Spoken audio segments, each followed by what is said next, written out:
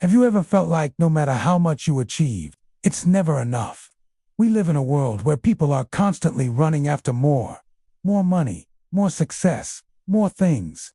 But sometimes, the greatest lesson in life comes from the simplest people. Today, I want to share with you the story of a humble fisherman. A man who taught us what it truly means to be happy with what we have. Picture a small coastal village, waves crashing against the shore, the smell of salt in the air, and fishermen going out to sea every morning. Among them was a simple man, known by everyone just as the fisherman. He had no riches, no fancy house, no expensive clothes. His boat was old, wooden, patched many times.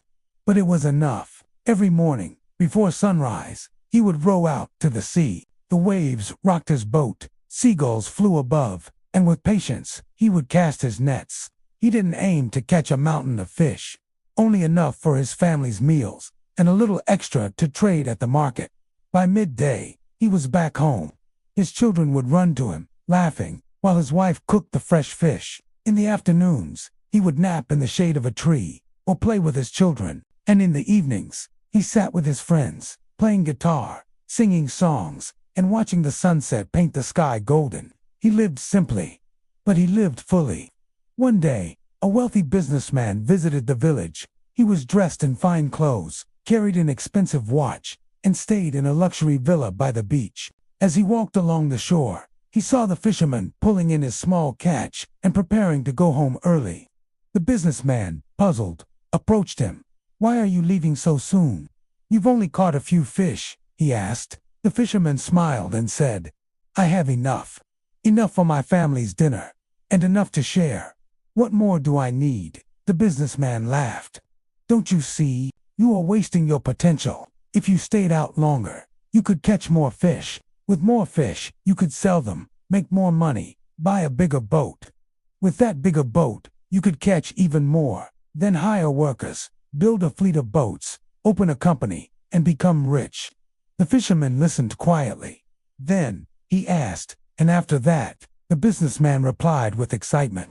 "Then you could retire, live peacefully, spend time with your family, relax with friends, and enjoy life." The fisherman chuckled softly. "But that's exactly what I'm doing now." The businessman was silent. All his life, he had worked tirelessly, chasing wealth, chasing power, chasing the dream of one day enjoying life. But in front of him stood a man who already had that life, without riches, without power, without stress. For the first time, the businessman questioned himself.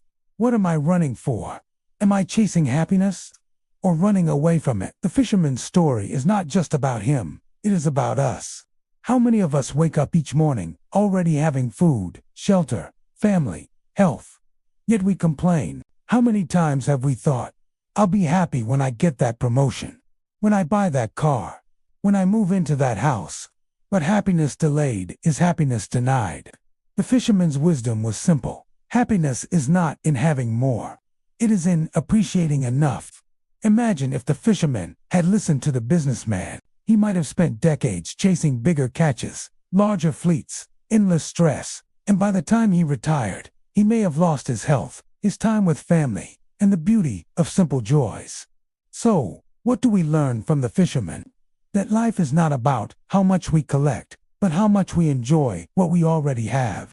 That peace is not in wealth, but in simplicity. That happiness is not waiting for us in the future. It is here, in the present moment. The businessman came to teach, but instead, he learned. And today, his lesson is for us. Be happy with what you have, before what you have becomes what you had. If this story touched your heart, don't forget to like this video, share it with someone who needs this reminder, and subscribe for more inspiring animated storytelling.